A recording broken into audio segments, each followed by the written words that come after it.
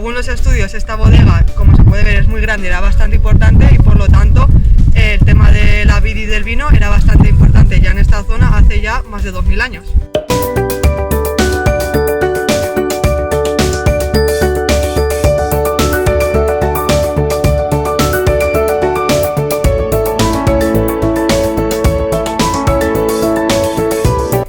Aparte de la zona que acabamos de ver y que ya está restaurada y se ve con mucha facilidad lo que es la estructura de la bodega y las pilillas, si sigues más adelante en el camino te encuentras con más pilillas, que todavía no está señalizado ni restaurado, pero como veis se conservan muy bien.